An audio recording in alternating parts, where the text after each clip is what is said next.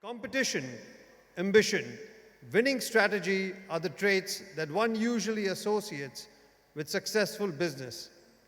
Yet, ancient Indian wisdom suggests that the idea of cooperation in sayings as in Vasudhaiva Kutumbakam apply to all spheres of activity, including business. This is so brilliantly captured in the words of the famous British economic historian Arnold Toynbee, which sets the tone that it is already becoming clear that a chapter which had a Western beginning will have to have an Indian ending if it is not to end in self-destruction of the human race. To ponder over the subject, we have very eminent speakers, all experts in the fields of operation, to share their living experiences with us. We first call upon the moderator of this business and economy session, Shri Akshay Rathi ji, onto the stage. Akshay Rathi ji is a film exhibitor and distributor with operations spread across central Indian state of Maharashtra, Madhya Pradesh and Chhattisgarh. Akshay ji has been a pioneer in the process of consolidation of the film exhibition sector by orchestrating a first-of-its-kind alliance between the single-screen cinemas of his chain with Cinepolis, one of the largest exhibition chains in the world. Besides film and exhibition distribution, Mr. Rathi has business interests in the field of FMCG distribution, education, hospitality. Being an alumni of the Chinmaya International Residential School, Coimbatore, and armed with an MBA from the SP Jain Institute of Management and Research, Mumbai, Akshay ji also teaches students at various management and media institutes as a visiting faculty. He is a regular columnist with various business and entertainment publications.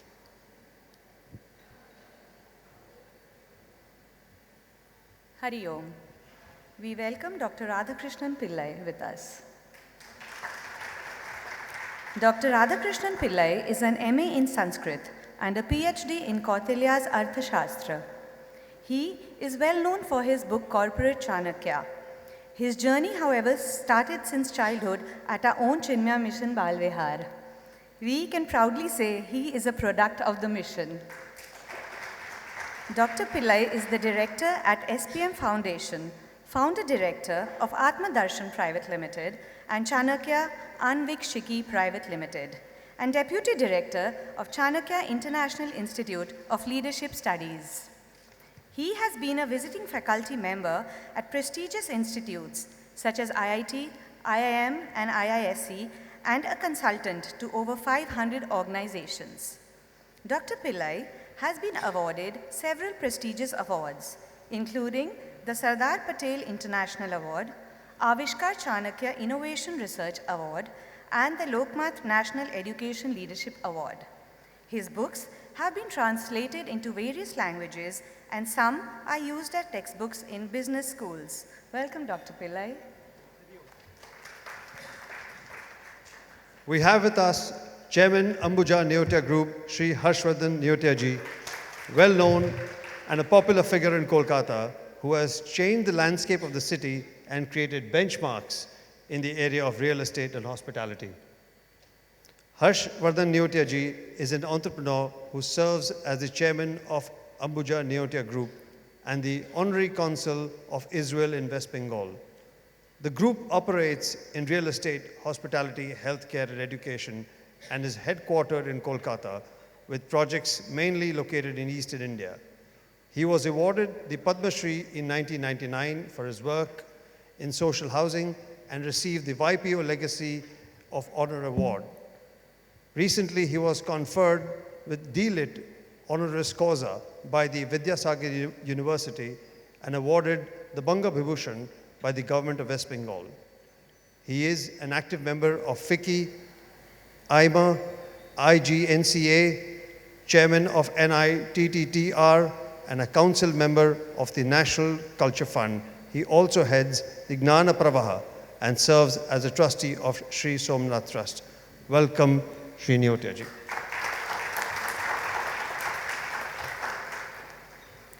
We also have with us Sri Madan Mohan Mohanka, the founder and executive chairman of Tega Industries, joining this panel. Sir, could you please welcome us? Madanji is an exemplary entrepreneur who is witness to India's post-liberalization growth as a financial capital of the world. Born in 1946, Madanji's journey to establish an Indian MNC reflects the confluence of 20th century conservatism and 21st century globalization. A distinguished alumnus of BIT Mesra and IIM Ahmedabad, he established Tega Industries in 1976, which today is a true Indian multinational. His success in the business world has garnered him several prestigious awards, including the Times Philanthropy Honor for Sierra's activities in 2022 and the Tiger Award for Entrepreneur of the Year. He is involved in supporting several rural schools for disadvantaged children in West Bengal, Rajasthan, and Haryana. His career and contribution to the society serve as an inspiration to aspiring entrepreneurs. Welcome, Madanji.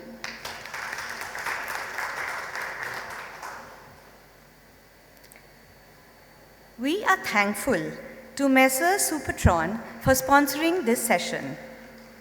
May we now request Nirmal Meharia, CFO Supertron, to please come on stage.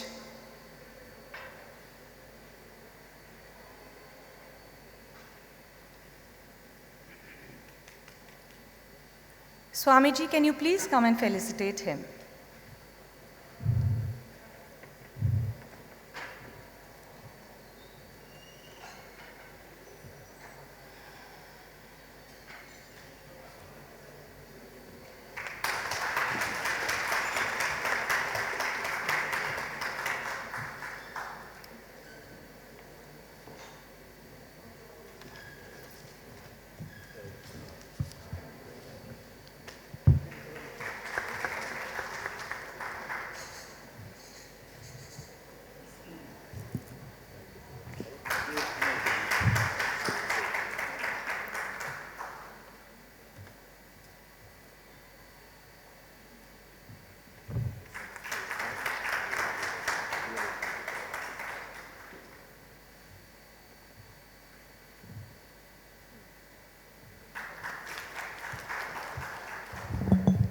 Thank you, Swamiji.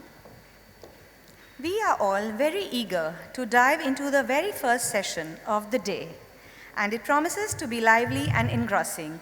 I now request Akshayji to please take over. Thank you so much, and a very warm welcome to this lovely C20 summit. Truly thankful to the Chinmay mission, which feels like a homecoming in some sense, having been a student of CIRS. Privileged to be here. Besides the fantastic introductions that have been just given, which are formal introductions, since we are speaking about business and economics in the India context, I think what we have on stage truly is the true personification of three values which are deeply embedded in us Indians: innovation, resilience, and learning, respectively.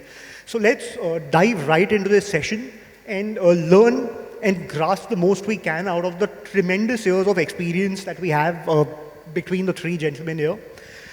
So let me start with you, Harshi. Very interestingly, what we have here on the panel is three diverse set of life experiences that actually complement each other beautifully. So you've set up a business in the east of India, which is truly brought in some of the best international practices, innovations, and technology into the sectors of hospitality and real estate in India. Let's have opening remarks from you about how much in sync with the theme of Vasudhaiva Kutumbakam, which the summit is all about today, which is the underlining theme of India's G20 presidency. So how do you see this blend of localization and globalization happening in businesses in India as the globe has shrunk so much, as connectivity has become so much more robust, and the world in the context of business and economy is so interlinked to each other through countries and businesses? Namaskar. Thank you very much for this opportunity.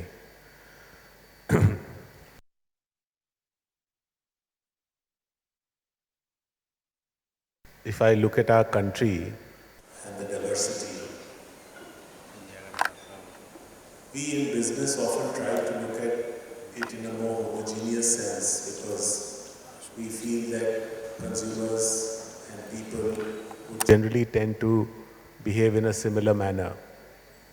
But our country has long taught us that that is not necessarily true. Every region, every way of life is different.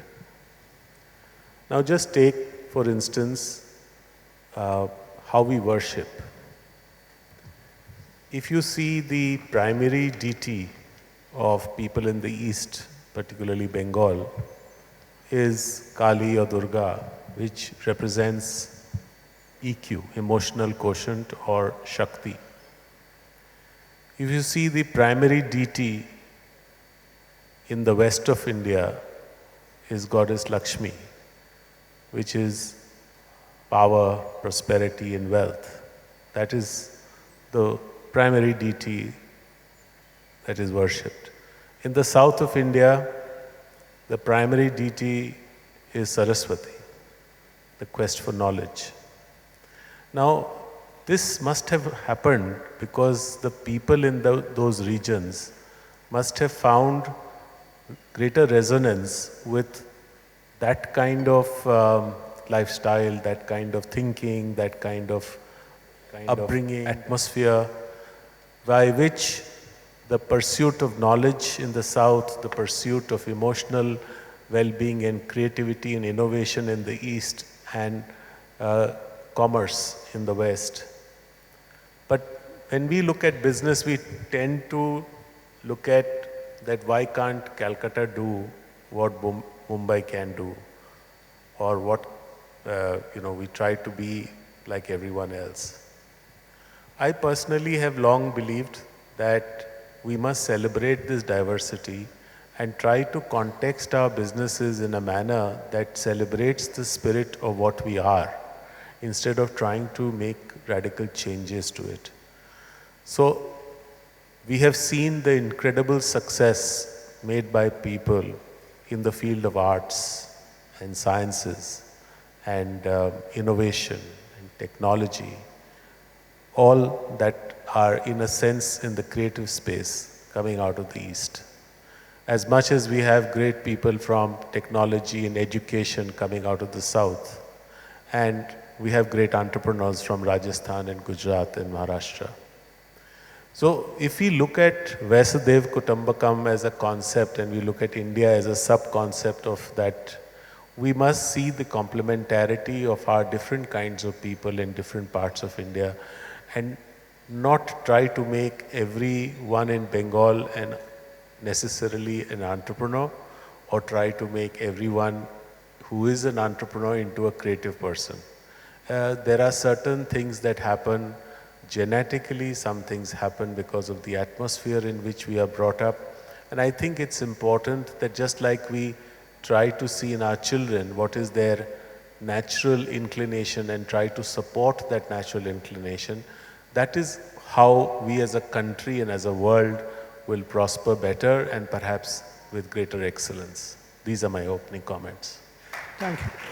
That's indeed a very interesting perspective, sir. Moving on to Madanji, over 5 decades, literally parallel to the story of an underdog in the movies. You've seen the ups, the downs, come close to, as we discussed earlier, a scenario which was fairly bleak in business, and you've been a comeback man, and not once but multiple times. And that really is the hallmark of a quality that is resilience, which I truly believe is something that's ingrained among us Indians, whether it's in the context of business or life.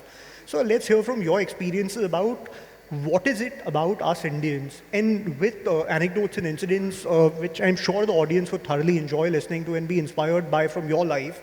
What is it that gives us that mindset to just be at it, to be persistent, to really keep working and keep striving through failures, through ups and downs, till we really achieve what is success in our, in our ambitions?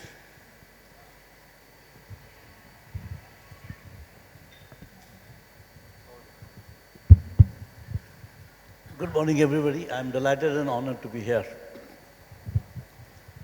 Before I talk about my business journey, I will go a couple of years before when I joined Ahmedabad. On the day one, we were given 3 case studies. One of the case study was on accounting 157 pages. So since I was an engineer, I didn't know what to do. So I had a roommate called Melkot Prasad. We both decided to meet the PGP chairman and told, we don't know what debit and credit is. If you can enlighten us for a few minutes, it will be helpful to us. He only asked one statement, I don't know whether you know swimming or not. We throw you in the sea, you drown and die and leave my room. I was distraught. Where have I come? I should go back home. This is not the place I came to study. Well, that was it. So for 10 days, within 10 days, I and Melkot both we came back to top 10 in accounting. And then we carried on. At the end of 2 years, when we were passing out, the same gentleman, Dr. V.L. Mote, whom I consider as my mentor, told me, you were very disturbed when I told you this. I said, yes. He said, the role of a leader is to get best out of the teammates. I wanted you to go through this, to do on your own. I was monitoring your progress every day, and in 10, 15 days when I knew that you are among the top 10, I gave up monitoring and allowed you to continue.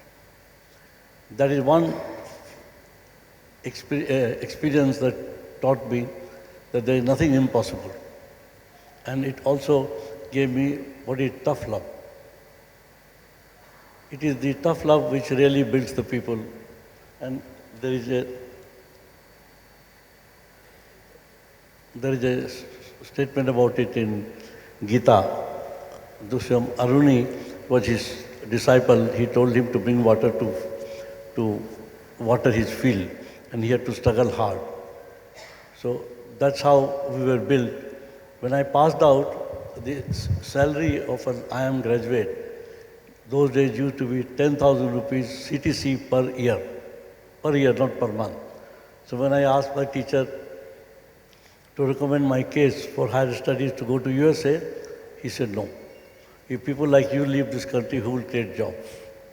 So I had to make a choice between having an easy and cushy life in US or to take a risk and start business and take care of the underprivileged people and create employment. So I took the second choice of creating jobs here. By that time, I must confess, I had not taken the use of Gita, Puranas or Upanishad to take my decision. I took it myself because I imbibed these values in the family. When we live in India, we hear these stories at home, in the school, from friends, and then that gets imbibed in your body and then you start practicing it. And that's how I did it, to take a decision for a bigger cause rather than to take a comfortable life for myself.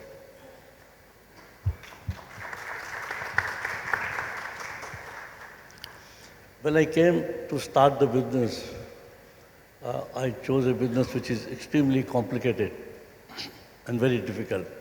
It required a simulation of 3 different technologies: mechanical engineering, mineral processing,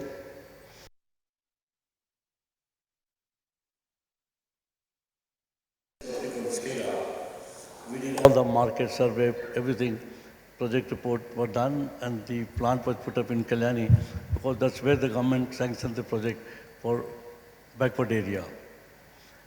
When we started to market, there were 2 IIM graduates, one from Ahmedabad and one Calcutta besides me, and 4 IITians. For 1.5 years, we could not sell product for 1 rupee. Not 1 rupee. The complete plant was there, people in marketing, everything was set. And we were traveling almost 20-25 days in a month. Traveling was not a work for us, it has become a mission for us, that we have to turn it around. People used to sleep in retiring room, railway platform, go in buses, because there was no money left in the country. And that's the time I realized that if I don't keep the team together, I will never be able to see keep this company with me. So it was just like Adhyay 1 in Gita, Vivad Yog. I stood in the center and thought to myself, what do I do?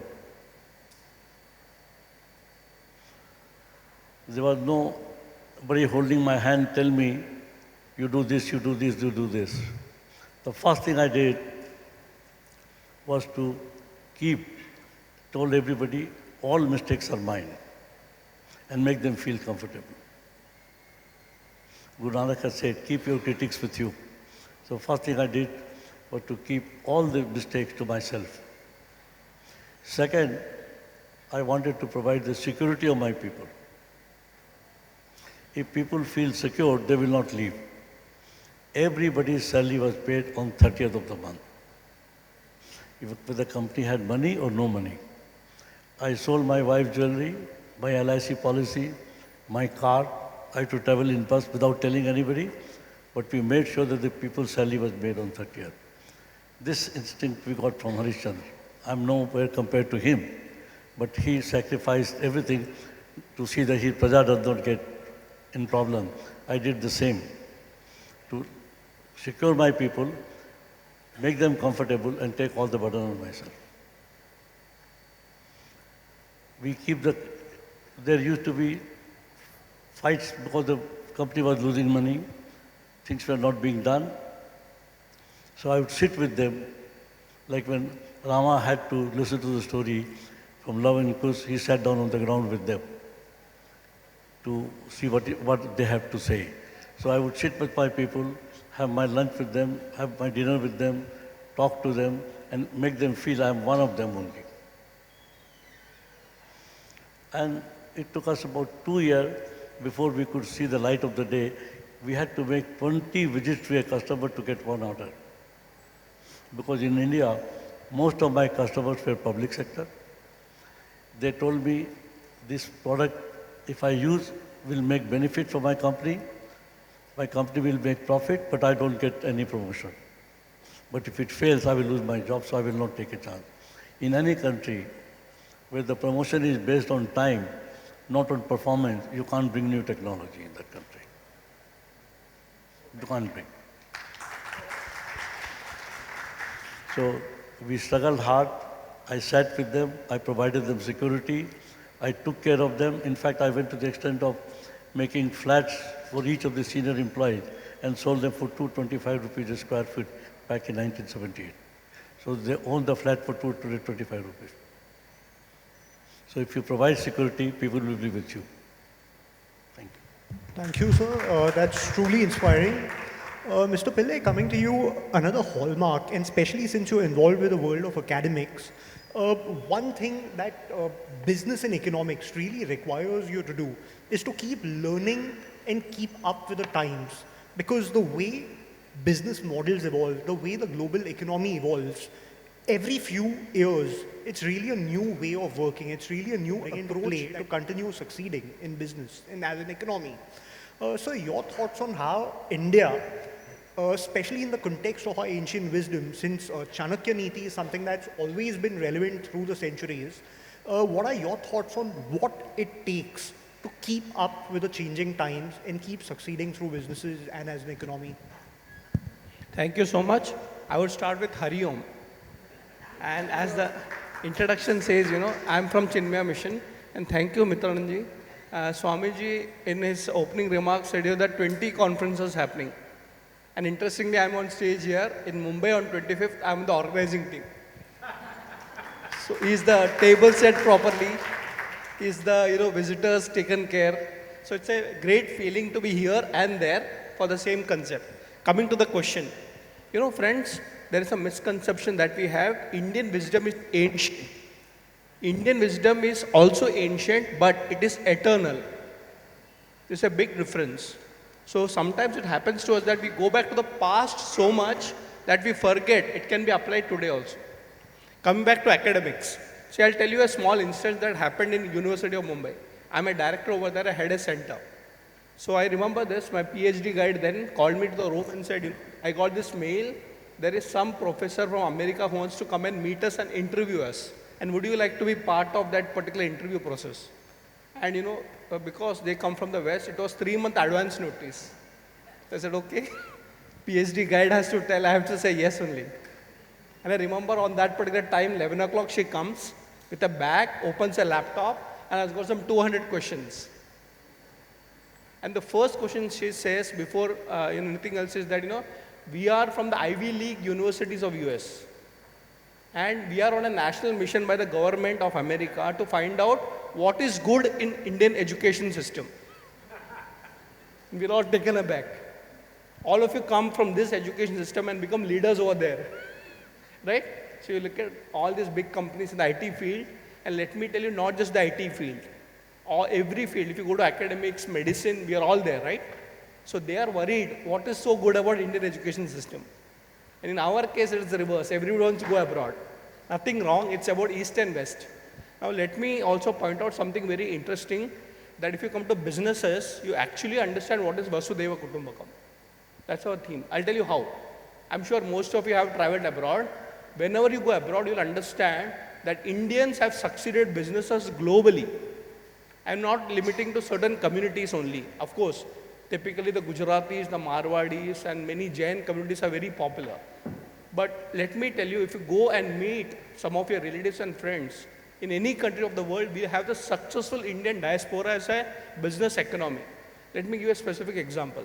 If you go to, let's say, London, so many Maharashtrians are now doing business. If you go to Middle East, all Malayalis are there, right? So Malayalam is like a normal thing there. If you go to Singapore, we find so many Tamilians. If you go to US, full of Gujaratis. New Jersey is only Gujarati community. And I'll tell you a small joke that happened in London when I was there. I was taking a few sessions in Oxford, teaching Indian management to them. And they said a very nice joke, saying that when Britishers came to India, and Bengal and Kolkata was their first capital, they introduced the concept of tea and coffee to India, right? So you have Darjeeling and everything over here. And the concept of tea and coffee is bland. For thousands of years, we had the concept of milk and milk products in this country, right? So right from Krishna Kanhaiya Lal. So every culture, every house had a cow, and of course tea and coffee came later on. But Indians are very smart. They accepted tea and coffee, but did not forget milk. So we are the only country in the world which mixes both, right? So when the coffee is served, additional.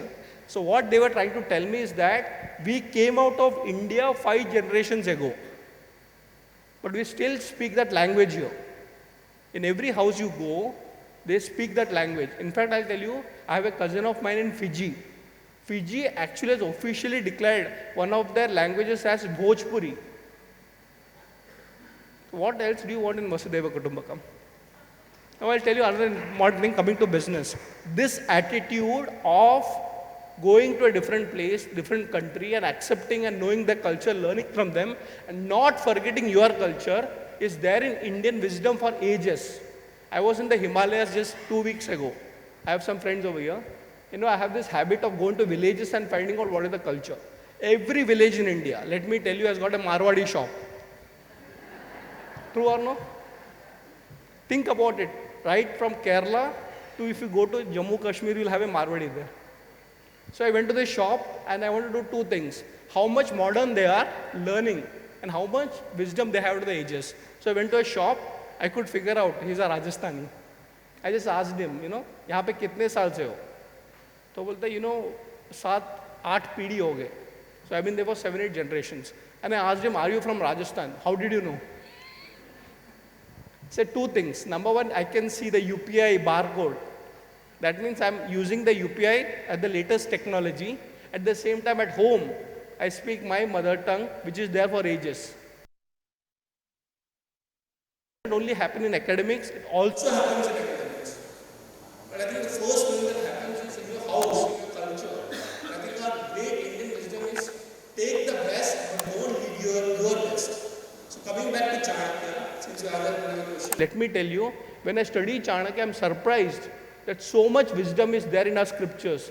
Not only Arthashastra, Rama and Mahabharata, that today we are actually creating people who are looking at jobs, not creating leaders. And to all the parents over here, let me tell you, the generation of job seekers are over. You're all going to be entrepreneurs. And entrepreneurship is equal to two words, responsibility and leadership. You know, when you start a company, you have to sell your car. Think about it. You know, today people say, why you want to become an entrepreneur? Because I don't want a boss. And my dear friend, you are the boss. And the boss always eats last.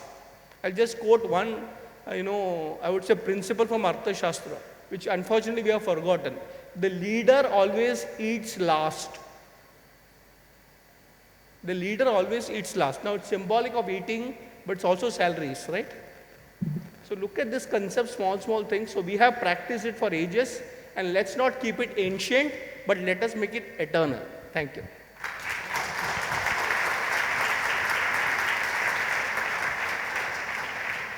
Lovely opening thoughts there. Coming back to you, Arshji, the Indian way of looking at business, there are two concepts.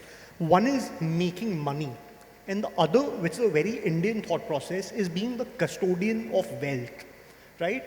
Lakshmi ji is worshipped as a goddess in India, and a very sea change that has been observed over the decades in India since we got freedom and much later, and you've been a part of the business ecosystem since. The times when being rich was very often through the movies, through the conversation on the streets, looked at something as something evil.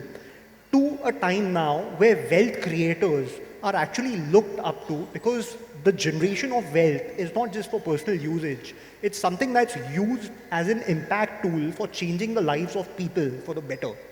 So what are your changes on this new outlook that has come into play in a big way, where wealth creators are looked at as employment creators, as people who change lives, and this newfound respect that's come for the fraternity that's job generating?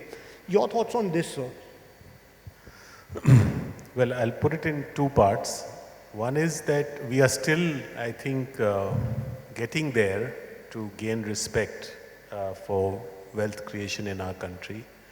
And the reason why we are taking time to get there is because there is obviously a lot of media being devoted to negative news on how somebody sort of gamed the system, how somebody left the shores of the country, did not pay back loans, etc., which is occupying a disproportionate amount of attention. So the credibility of businesses is still suspect to some extent. Of course, it's much less than before, but nevertheless, and that's because there were the other breed of entrepreneurs, whether it's the Tatas, the Mahindras, the Narayan Murthis, the Azim Premjis, the others, who came in and gave a different kind of a approach to fair practices, transparency, and a host of other things.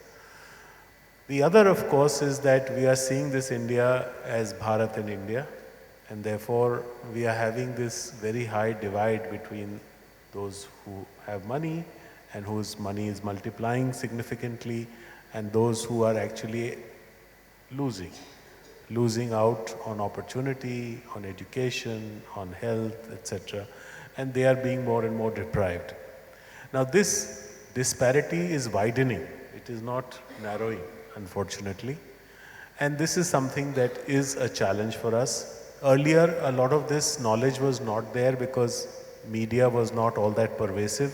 Now with social media, even an ordinary tribal villager in a far remote area is able to access what's happening to his other countrymen. And therefore, this sense of deprivation is also increasing. So I think there is a lot of work that we collectively, business community, governments, everyone, in fact, I say this with great humility and responsibility, that even we have to act in a different manner to see that we bridge this divide. It's not so much about the fact that there will be, and even in the Western world, there is a huge difference between the haves and those who are having less. The problem of our less is that they are below subsistence. As long as we have our country that can come above subsistence, the divide will still be there, and perhaps it will be more manageable. The other, of course, is the quintessential truth of our Bhagavad Gita, which tells us karmane vadhikaraste ma phaleshu kadachan. And I think the concept of us doing our duty and not expecting reward is not understood correctly, because in our concepts or awards, success is measured as outcome. And therefore everyone tries to focus on result. Whereas our philosophy teaches us that you have to focus on the action and not on the result. And the reward is given on the result. So there is a dichotomy. And I think if you really think more deeply, success is not about what you actually achieve. It's about what process you put into it. And if you can get the process right, then doesn't matter what the result is. That is success. Now, unfortunately, we are rewarding only outcomes. Therefore, a man says that, okay, if I get some process wrong, but I get the outcome right, I am successful. Our teaching tells us that's not how it is. You must get the process right, even if the outcome is not optimal. Let it be suboptimal, but that is a successful process. So this is something that we need to readjust in our minds, because that, I believe, leads to a happier existence. May not be you're always sort of breaching the tape and becoming the richest or the most famous, but you're certainly going to be the one with the best sleep. You're certainly going to be the one with the broadest smile. You're certainly going to be one who will make people around you more joyful. Thank you. That's incredible, sir. Madanji, coming to you, a new word or a new term that's really become a buzzword in the country and in fact all over the world in the recent few years is a term that was announced by our Honorable Prime Minister, which is Make in India. And back in the day, there used to be actually a perception about products made in India which was not really equated to quality. It used to, much like a few other countries, it used to be equated with lesser standards of quality, lesser costs. But now we're actually talking about a scenario where global companies are coming to India and looking at a China plus one policy and looking at India as the solution to being another manufacturing hub that can deliver quality at a cost. And your company has actually been one of the pioneers in truly internationalizing a business that came out of India. Let's hear about your experience of taking Indian companies, Indian values, Indian businesses to the world and truly making them global in the sense of being inclusive with people from across the world who've joined you and been a part of it, sir.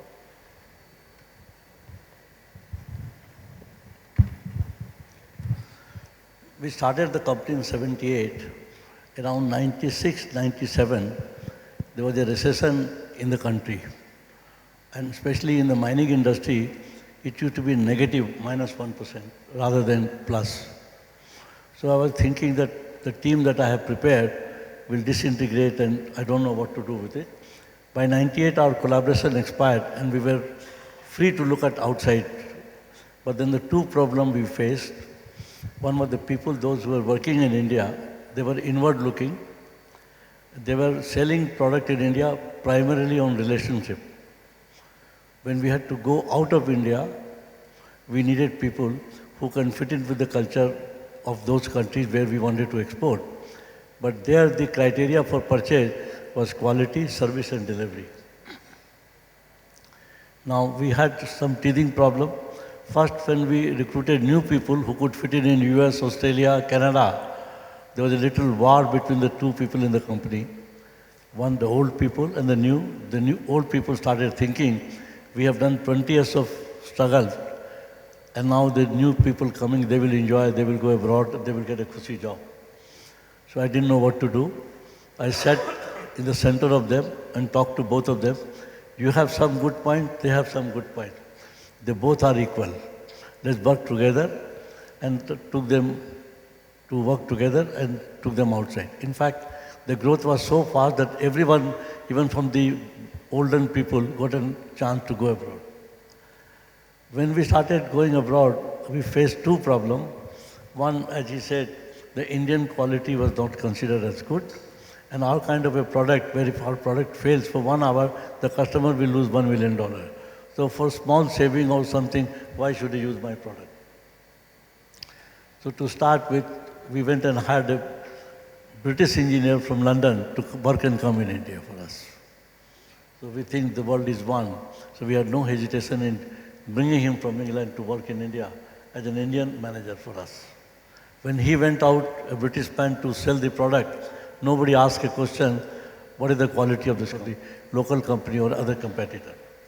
Second, we made sure that in terms of quality, we were very rigorous and made sure that nothing goes wrong. And in terms of delivery, we had challenges in giving the delivery in time. So what we did was that we would air freight the material to see that the customer gets in time. At times, the cost of air freight was more than the value of the material.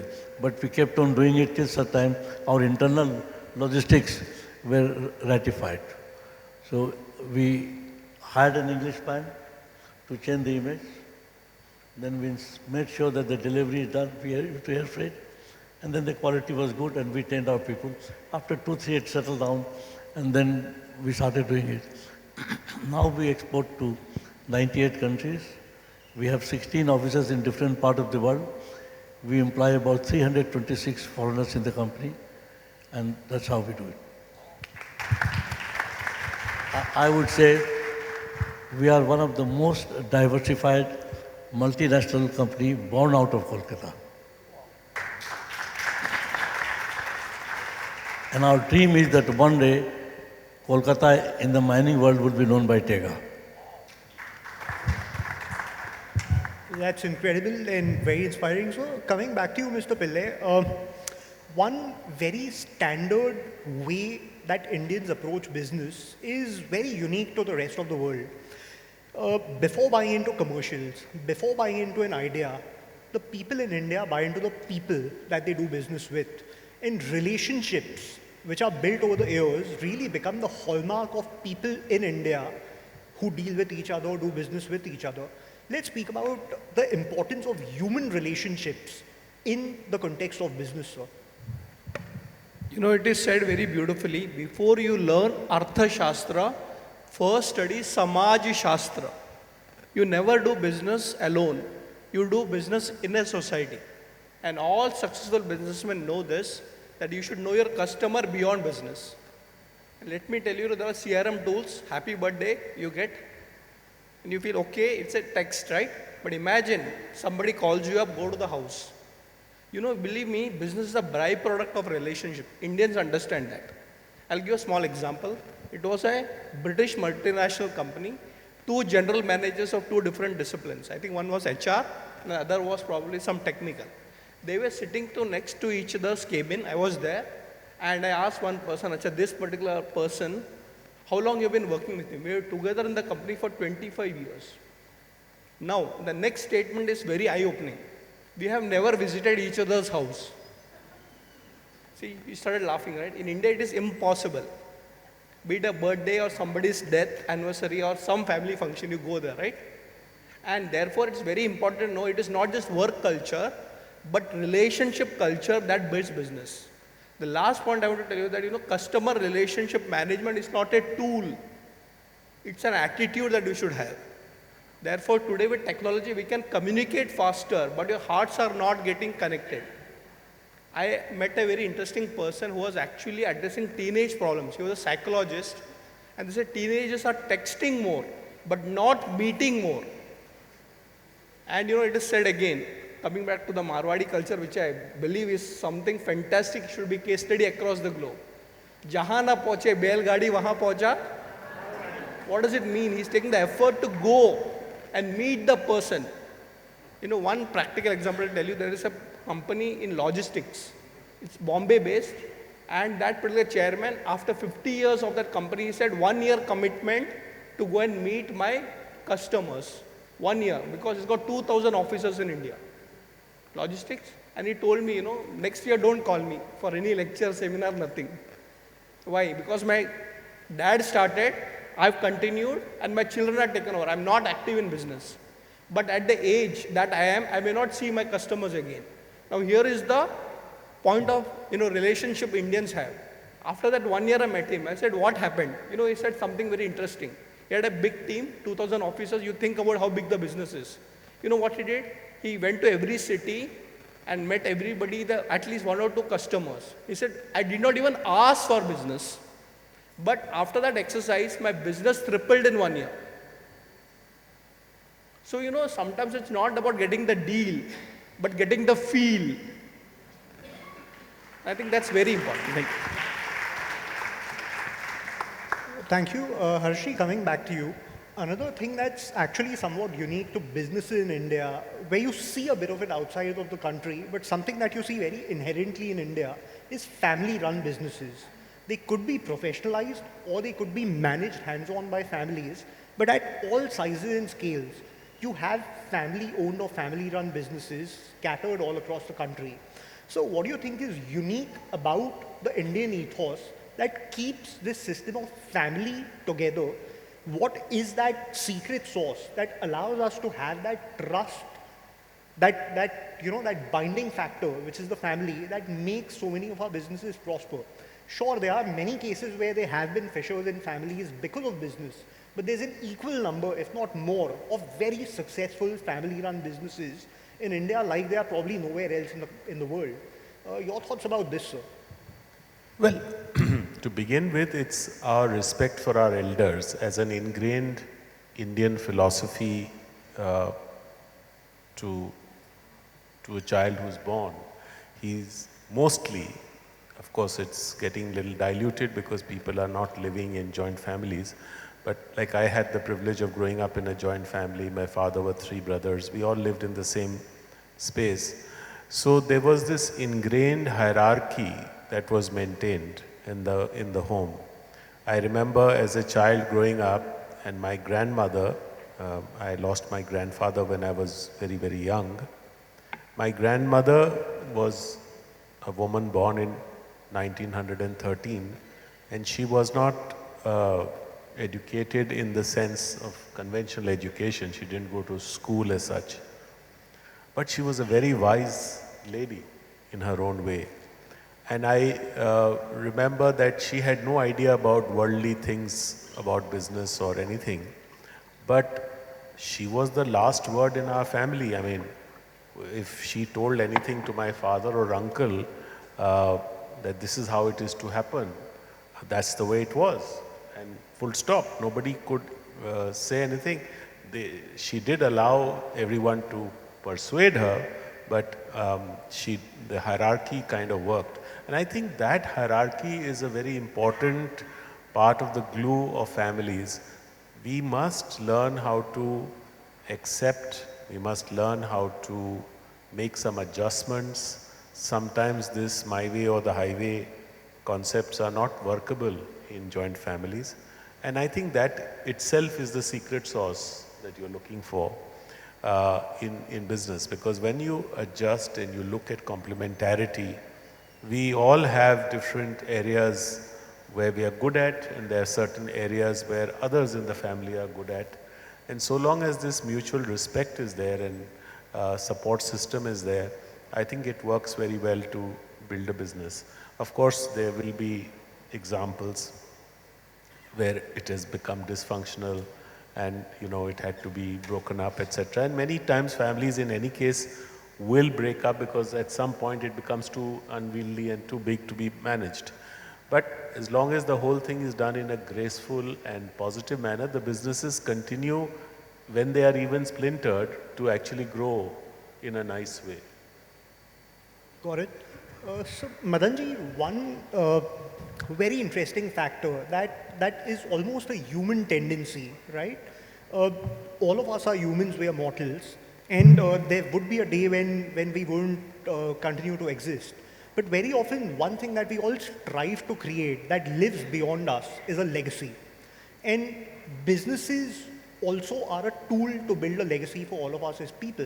There are many great businessmen who've been in India, who've created a large impact for the people at large, be it employees, be it customers, or whatever else. And their legacy is something that we all are continuing to get inspired by. So what are your thoughts on the aspirations of people who are in business in the context of leaving a legacy that lives way beyond them?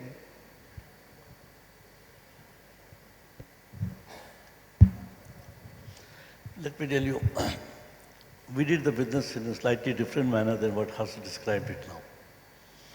The day the company was formed, we decided that professionalism will be a religion in the company.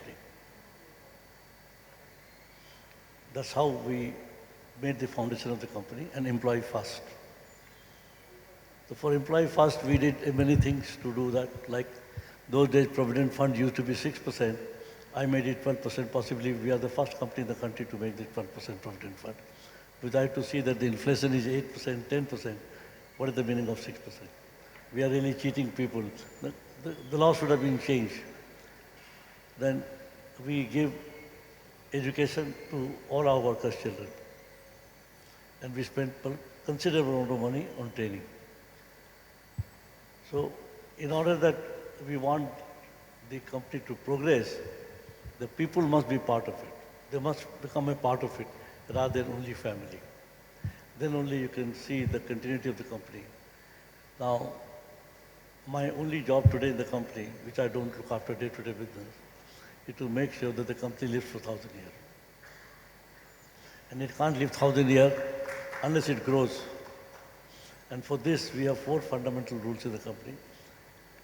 We must have the best person employed. Second, people must work hard. We must be very honest.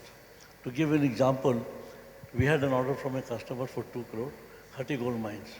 We had given a guarantee for 1 year, and it failed in 1 month. So my people were arguing with them, they didn't do this, they didn't do that. So I told them, stop it. First, you go and give them the money back, and then talk to them. So I ordered them to give draft of 2 crore, give it back to the customer. Not many, possibly the customer told this is the first time he has seen this thing. And then we discussed with them. Hard work, honesty, vision, and passion. These are the 4 things. And this has become a DNA in the company. Everybody believes in it. Everybody follows it. So the company will automatically progress and continue for 1,000 years. Mr. Pillai,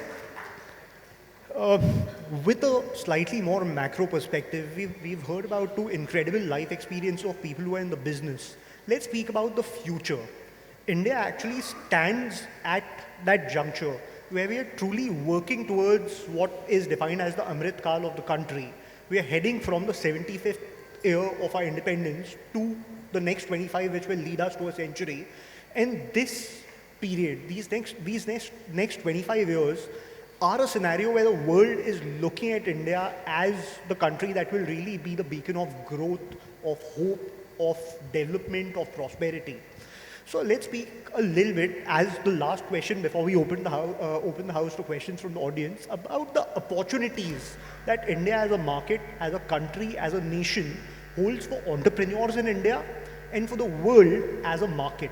Let's have your remarks as the last from me. Do you watch cricket? I'll tell you the reason why. You know, let's say you are batting second, you have a target to achieve. And if the target is very high, what does the captain do? He says, okay, 200 runs to be made in 20 overs. There is statistical calculation, right? But the advice given is that you play your game well. So I'm not worried about 25 years. I'm worried about the next 2 years. And that is where the real game is. Let me tell you, I can quote Swami Vivekananda over here. If you remember, right from Kolkata, India's future will be better than the past. Right? So for me, yes, 25 years we'll be there, we may not be there, that's a different question. But what are you doing right now? Now coming back to the growth part of it, let me tell you, India has got a very unique challenge which unfortunately we are not addressing. Startup culture and retired culture. A lot of people, thanks to the health and pharma industry, are living longer, isn't it? 100 years will become very normal for a child born in this generation. Now the problem is that the old people's wisdom is not being utilized by the next generation. You spoke about FMB, family marriage business. You come from one. Well, let me tell you, there has to be transition of knowledge from one generation to another. And what sir did was document it. In India, wisdom is transferred through informal conversations at home, formal discussions and theories in academics, and very important textual documentation for prosperity. Imagine if Bhagavad Gita was not documented, Ramayana Mahabharata was not documented. So coming back, I think next 2 years has to be a knowledge revolution, which will create an economic revolution. And Peter Drucker, I'm sure many of you in the field of management must have heard, was a management professor. 30 years ago, or almost 25 years ago, I used to learn because I was doing my MBA then. He spoke about something called as knowledge workers. What a term he had used. And India capitalized on that in the IT culture, right? If you go to any IT company, and many of you who have worked there know, even the last man is technically qualified, isn't it? So I think, are we ready for the knowledge revolution? And that's where India will become the Vishwaguru. So just summing it up, I'm not worried about 25 years, that will happen, it's statistical work. But what are we doing in the next 2 years to make sure the wisdom and the experience of the experts are not lost? And the final problem which I've been working very hard to address, especially FMB, family managed business, is called succession planning. You know, in India, there are so many stories about a king having 3 sons. Remember that stories? Kisko raja banana hai? Not necessarily the first. And there are some challenges. Ek seed diya, teenon ko. Ek saal ke baad kya karoge? And I've seen so many companies where second son or the third son may be the chairman of the company. And today your daughter's also coming in, right? And son-in-laws also. Let's not forget that. So I think we are in a very interesting era where our traditional wisdom can come back to revive the knowledge and the business economic culture. Thank you. Thank you. Well, you spoke about cricket, so that last answer I can only equate to that last ball sixer that Mahendra Singh Dhoni hit to win us the World Cup. So thank you for the insights, gentlemen. We'll open the house for questions from the audience. Can we have somebody take a mic, and we'll take questions with a raise of hands for any of the 3 esteemed panelists. So any of you who have questions for any of them, please raise your hands and we'll have a mic come to you. Go for it, ladies and gentlemen. Anyone? Raise of hands. Questions for the gentleman up on stage? And also, we'd request the question. There's a lady right there. If we can have the mic go back. And I'd request you to keep the duration of the questions up to 45 seconds. So let's keep it quick and keep them rapid in coming. Right there, please.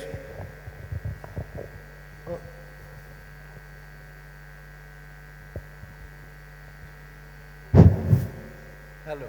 Okay. Namaskar.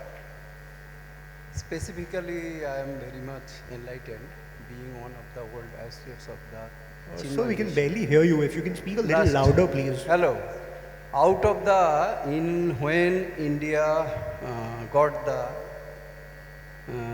free from British rule, their agriculture sector, out of the total population in grassroots level, was the maximum person, so far my knowledge goes, was engaged in agriculture sector. But unfortunately, what was our Indian businessmen or foreign businessmen or Britishers and the policies? There we have seen that our grassroots agriculture sector is being neglected generation and generation after. Now the present government, they tried to reform with the agriculture bill, national agriculture policies. Till date, being working at the grassroots level with the agriculture and agricultural byproducts, but till our farmers are suffering, they are not directly connected with the consumers. Village and town, there are a number of agents or middlemen is there. As a result, previously, businessman was working excuse me, sir, sorry under to the interrupt, agriculturist. Sir, sorry to interrupt, but in the interest of time, can we come to the question, please? Right. How the businessman, previously to the point, businessman was working under the agriculturist. But now, agriculturist, farmers are working under the businessman.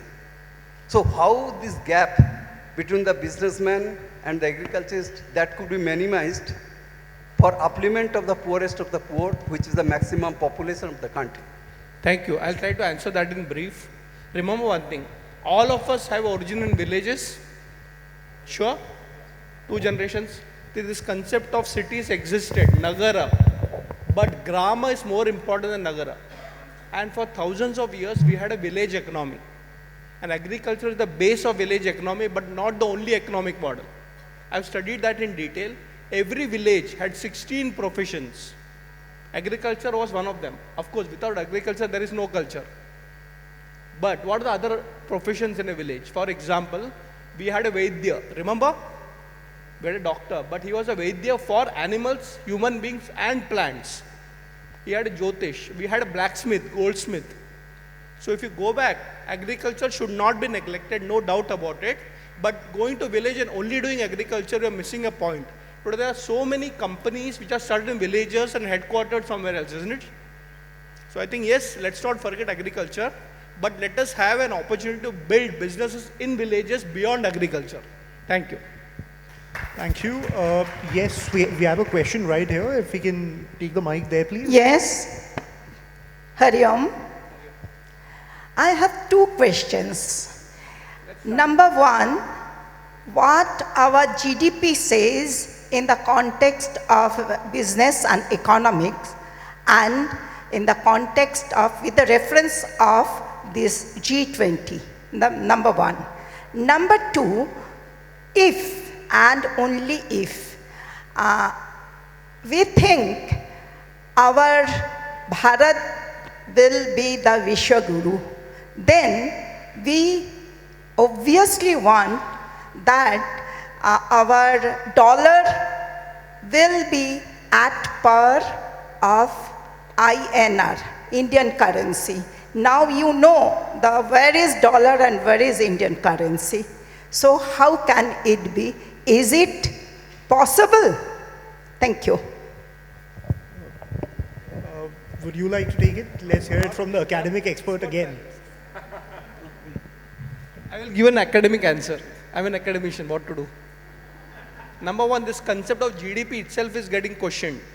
I'm sure many of you know this. And in universities like Harvard, the students are saying, why are you teaching us GDP? That is one measurement tool, but may not be the only measurement tool. Isn't it true? Let me give you an Indian family example. Every Indian earns for the family. Isn't it true? Tell me one thing. So if there are 5 people and only 1 person is earning, GDP-wise it is useless. 4 people educated sitting at home.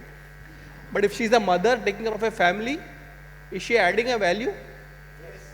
In fact, Gurudev Swami Chinmayanand used to tell, our culture is so strong, one retired grandfather can take care of the whole family through his pension. So I think coming back again, I'm not a GDP expert, maybe you can talk about it. But the reality is that GDP's measurement isn't the only measurement. I'll tell you something interesting. In our country, we have something called as festival economy. You know, it's a very cyclical thing. We have a concept in our Vedas, it's called Rita and Rina, cyclical, seasonal, right? Nothing can happen to Indian economy, not because of GDP. One festival is over, another starts. Just wait for Akshaya Tritiya. Go to the roads, you will understand, right? Marriages, the largest marriage economy. Talk to the hoteliers, they'll tell you. This got so many marriages. So coming back, GDP, that measurement about productivity, again, I'm not an economist. The second part about dollar, let me tell you, that's a global thing that we are anyway government is addressing. When we got freedom in 1947, $1 was equivalent to 1 rupee. Remember that era? There are too many things, and I am again not a statistician. We can reverse it, but requires a very different level of working. But coming back, believe in the 2 concepts, Karma Yoga and Udyog. Remember again, yoga is coming there. So you spoke about Karma Yoga, Udyog. Udyog is industries. We keep doing our work, celebrate festivals, our economy will never die. Thank you, sir. In the interest of time, we'll have to stop questions from the audience, but and you can of course engage with the speakers soon after this is done while we break for lunch.